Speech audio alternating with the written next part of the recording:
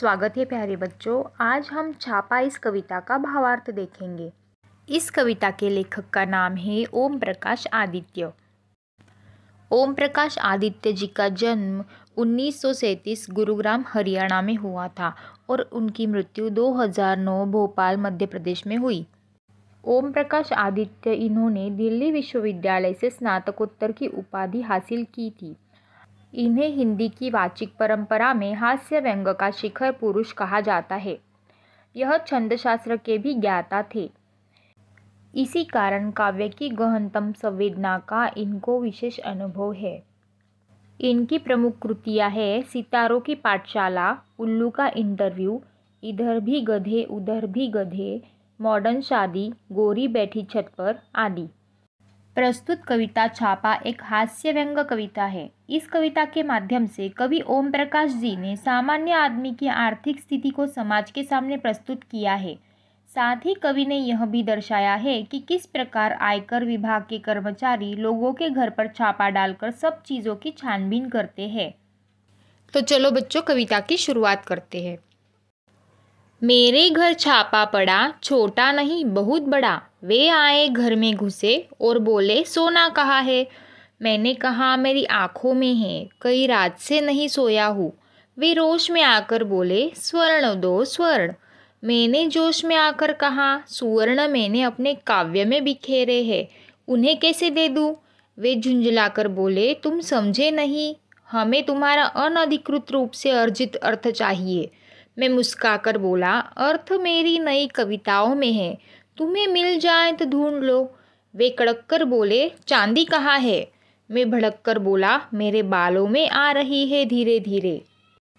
इन पंक्तियों का अर्थ यह है कि कवि के घर पर आयकर विभाग का बहुत बड़ा छापा पड़ा। आयकर विभाग के कई अधिकारी उनके घर पर पधारे। घर में आते ही उन्होंने कवि से कहा सोना कहाँ है। कवि ने बड़े ही सहज भाव से उत्तर दिया सोना तो मेरी आँखों में है, क्योंकि कई रातों से मैं ठीक से सोया नहीं हूँ। वह आँख बबूला होकर बोले हम स्वर्ण के बारे में बात कर रहे हैं।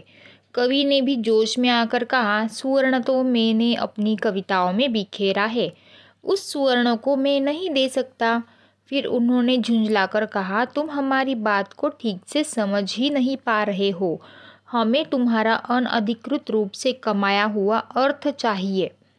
यह सुनकर कवि ने हंसते हुए कहा अर्थ मेरी नई कविताओं में समाया हुआ है, यदि आप उसे ढूंढ सकते हैं तो ढूंढ ले। अब उन्होंने कड़क कर कहा चांदी कहाँ है। कवि ने भड़क कर जवाब दिया चांदी मेरे बालों में धीरे धीरे आ रही है, मेरे बाल आहिस्ता आहिस्ता सफ़ेद हो रहे हैं। वे उद्भ्रांत होकर बोले यह बताओ तुम्हारे नोट कहाँ है, परीक्षा से 1 महीने पहले करूँगा तैयार। वे गरज कर बोले हमारा मतलब आपकी मुद्रा से है। मैं लरज कर बोला मुद्राएं आप मेरे मुख पर देख लीजिए।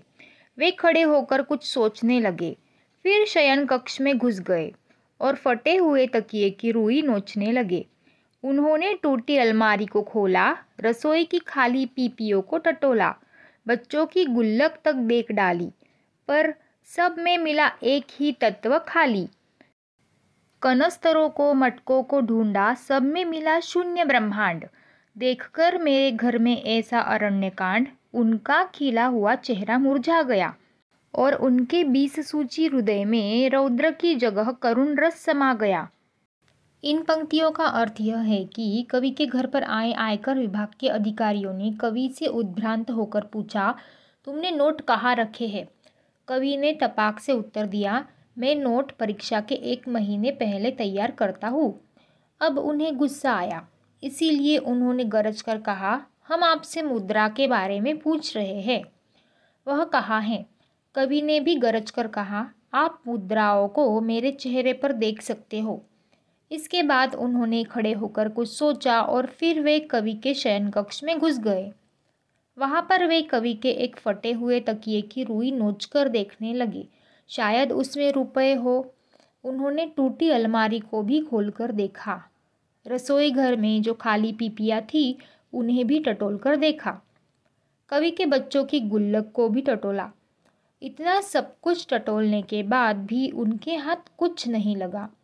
कवि के घर का खाली जंगल देखकर उनका चेहरा मुरझा गया और उनके बीच सूची हृदय में रौद्र की जगह करुण रस समा गया। वे बोले, क्षमा कीजिए, हमें किसी ने गलत सूचना दे दी। अपनी असफलता पर वे मन ही मन पछताने लगे, सिर झुकाकर वापस जाने लगे। मैंने उन्हें रोककर कहा, ठहरिए, सिर मत धुनिए, मेरी एक बात सुनिए। मेरे घर में अधिक धन होता तो आप ले जाते। अब जब मेरे घर में बिल्कुल धन नहीं है तो आप मुझे कुछ देकर क्यों नहीं जाते? जिनके घर में सोने चांदी के पलंग और सोफे हैं उन्हें आप निकलवा लेते हैं। बहुत अच्छी बात है, निकलवा लीजिए। पर जिनके घर में बैठने को कुछ भी नहीं, उनके यहाँ कम से कम एक तख्त तो डलवा दीजिए। तो बच्चों, यहाँ पर कवि के घर की पूरी तरह से छानबीन करने के बावजूद कुछ भी न मिलने के कारण आयकर विभाग के अधिकारियों ने कवि से माफ़ी मांगते हुए कहा कि किसी ने उन्हें गलत सूचना दे दी थी। अपनी असफलता पर वे मन ही मन पछता भी रहे थे। आखिर में वे अपना सर झुकाकर वापस जाने लगे तो कवि ने उन्हें जाने से रोका और कहा, आप अब अपना सिर मत धुनिए। मैं जो कह रहा हूँ उस बात की ओर ध्यान दीजिए। यदि आपको मेरे घर पर अधिक धन मिलता तो आप ले जाते, लेकिन आप लोगों को मेरे घर पर कुछ नहीं मिला, इसीलिए आप लोग अब मुझे कुछ न कुछ देकर जाइए। जिनके घर में सोने चांदी के पलंग एवं सोफे होते हैं उन्हें आप निकलवा लेते हैं, यह बहुत ही अच्छी बात है। लेकिन जिनके घर में बैठने के लिए भी कुछ नहीं है, उनके यहाँ कम से कम एक तख्ता तो डलवा दीजिए। तो बच्चों, इस कविता का भावार्थ यही समाप्त होता है।